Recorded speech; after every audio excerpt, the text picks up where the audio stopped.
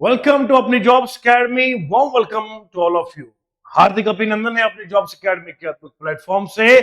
Finance account assistant के जितने aspirants Jammu और कश्मीर के हमें देख रहे हैं, बेटा जी आज मैं आपको ये बताना चाहूंगा, आपको ये बहुत बड़ी गुड न्यूज है ये कि हम आपको अब मैथमेटिक्स की सीरीज शुरू करने वाले हैं।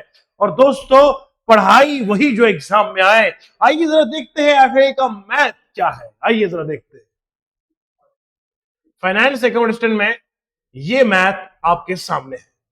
देखिए जरा ध्यान से, हम खुद आपको ये पढ़ाएंगे सारा मैथ। पहला टॉपिक हमारा है कंपाउंड इंटरेस्ट का। अभी फिलहाल हम प्रीवियस सिलेबस को ही फोकस में ले रहे हैं, नया आएगा, जैसे नया अपडेट होगा हम भी आपको अपडेट कर देंगे। चलिए, और सिंपल इंटरेस्ट और कंपाउंड इंटरेस्ट हम हमेशा पढ़ाते आए हैं, चाहे सीजीएल का मैथ हो, चाहे बैंकिंग का मैथ हो, आरआरबी का हो, किसी भी लेवल का हो, तो हमने ये सारा कुछ आपको पढ़ाया हुआ भी है, पढ़ाते रहते हैं। ये सिंपल और कंपाउंड इंटरेस्ट बड़ी बात नहीं है, ये हर एग्जाम में हमारे पास आता रहता है और ये पता भी होगा बच्चों को। इसके बाद जो इसमें सबसे अजीब और बेहतरीन टॉपिक है, पिछला जो अकाउंट को भी मैंने पढ़ाया था और दूर दूर से बच्चे इसके लिए आते थे, specially linear equation in two variables, permutation, combination and binomial theorem. ठीक है, बैंकिंग के अंदर ये परम्यूटेशन कॉम्बिनेशन होता है, लेकिन ये बाइनोमियल थ्योरम ये बिल्कुल नया है आप सब बच्चों के लिए। ठीक है बेटा, और लीनियर इक्वेशन भी ये बैंकिंग में हमने पढ़ाते रहते हैं, ये है, ये भी है, और ये बैंकिंग के अंदर है, पर ये नया है। लिमिट्स एंड डेरिवेटिव्स ये स्पेशली आपके इसी एग्जाम में रखा हुआ है। लिमिट क्या है, डेरिवेटिव क्या है, मैं अभी थोड़ा सा नजारा दिखाऊंगा आपको अभी।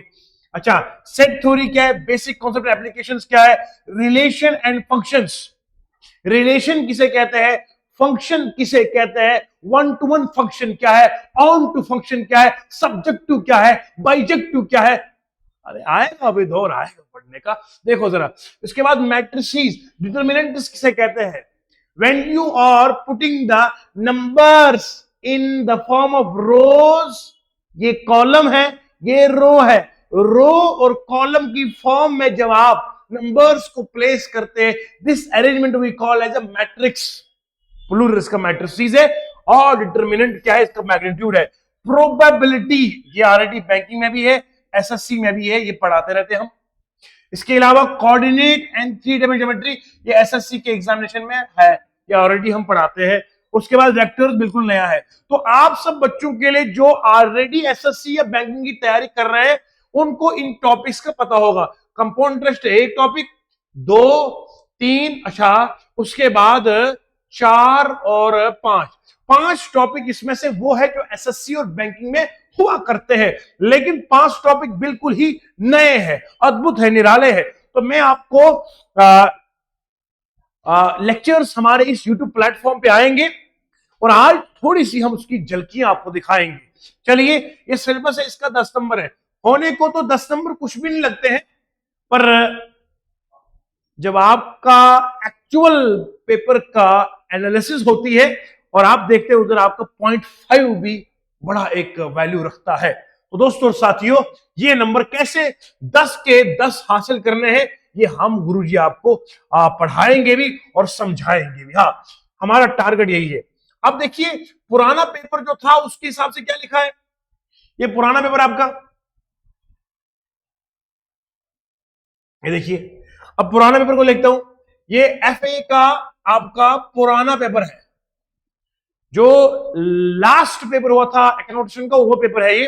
देखिए जरा, consider the following pairs, square matrix has two identical rows, 3x3 identity matrix, 3x3 diagonal matrix identity. ये क्या चीज है, आइए थोड़ा सा मैं आपको दिखाऊंगा, ताकि इसके बाद में आपको आज अनाउंसमेंट करने आ रहा हूं। ये अपनी YouTube चैनल है अपनी जॉब्स अकेडमी की, इसी पर मैं एफए की ये मैथ की सीरीज लेकर आया हूं। हमने ऑफलाइन में भी इसका कोर्स शुरू कर दिया है, ऑनलाइन एप्लीकेशन भी कराया शुरू, और आप बच्चों को बताना चाहता हूं, सवाल हो कहीं से, सोल्यूशन होगा यहीं से, और सिलेक्शन भी होगी यहीं से। देखिए जरा ध्यान से आप, मैट्रिक्स क्या है बेटा, मैट्रिक्स क्या है जरा नोट करेंगे। मैं नंबर्स को 2, 3, 4, ये नंबर्स मैंने जो लिखे हैं ना, ये मैंने लिखे हैं एक स्ट्रेट लाइन में। स्ट्रेट लाइन को हम बोलते हैं row. When the line is parallel to ground, जब लाइन ग्राउंड के पैरेलल हो इसे रो कहते हैं, और जब लाइन ग्राउंड पर 90 डिग्री बनाएगा इसे कॉलम कहते हैं।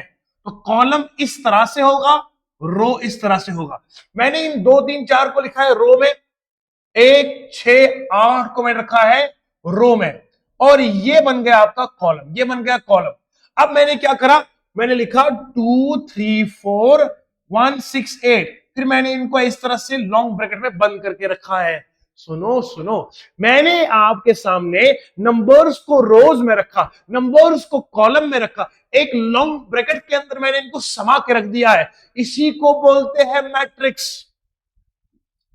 कौन कहेगा, कहने लगा कि रेक्टेंगुलर हो, रेक्टेंगुलर अरेंजमेंट, जो रेक्टेंगुलर अरेंजमेंट मैंने किया है इन the form of rose and columns, इसी का नाम पड़ता है मैट्रिक्स।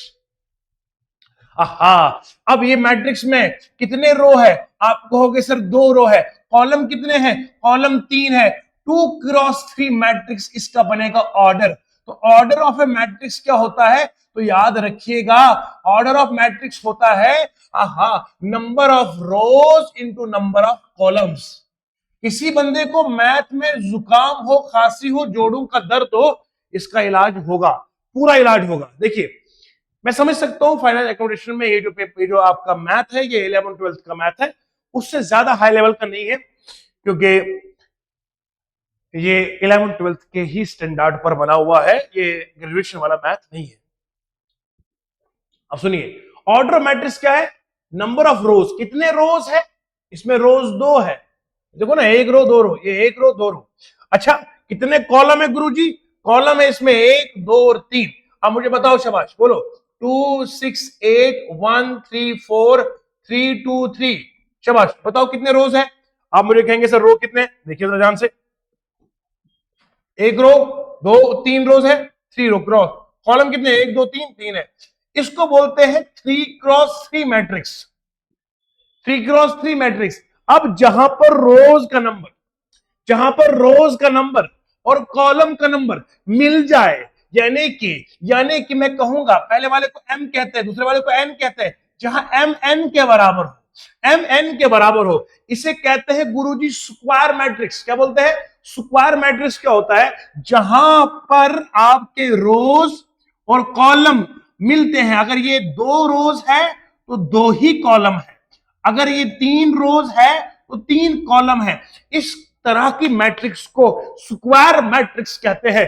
अब जरा देखिए ध्यान से, स्क्वायर मैट्रिक्स है 2 आइडेंटिकल रोज। अच्छा फॉर एग्जांपल 1 1 1 1 1 1, ये एग्जांपल दे रहा हूं आपको, ये आपके पास मैट्रिक्स स्क्वायर की है, बोलो नहीं है, 1 1 1, अब बोलो शाबाश। अब मैंने ये बनाया है, ये 3 क्रॉस 3 की है, अब बोलो ये क्या आएगा, 1 1 1 1। अब बोलो शाबाश, ये 2 रोज है लेकिन दोनों रोज में एलिमेंट सेम है, एलिमेंट सेम है तभी तो रोज सेम बनेगी, इसे कहता हूं एलिमेंट, इसे कहता हूं एलिमेंट। आइडेंटिकल रोज, आइडेंटिकल रो का मतलब होगा आइडेंटिकल एलिमेंट होगा। अगर ये 1 1 है, नीचे भी 1 1 है, तो 2 क्रॉस 2 को बोलते हैं स्क्वायर मैट्रिक्स। जितने रोज है उतने कॉलम है, उसने कहा 2 ही रोज है तो मैंने 2 क्रॉस 2 इसलिए बना दिया। अगर उसने लिखा होता हैज 3 आइडेंटिकल रोज तो बनाता मैं 1 1 1 1 1 1, फिर 1 1 1 करता, फिर मैं करता 3 क्रॉस 3। आई समझ, तो फिर उसमें कहता है बताओ इसका डिटरमिनेंट किधर आएगा। डिटरमिनेंट क्या होता है ये भी पढ़ाऊंगा ईमानदारी के साथ। हर चीज का एक लेवल होता है, हर चीज का एक स्वाद और एक फैक्टर होता है। पहले एक चीज बता रहा हूं मैं आपको, मैट्रिक्स समझ में आया, हाँ समझ में आया, स्क्वायर समझ में, हाँ आया। अच्छा इसके बाद आइडेंटिटी मैट्रिक इसे कहते हैं। अब सुनो ध्यान से, मैं एक लिखूंगा यहां पे 1 2 3 3 2 6 4 1 8।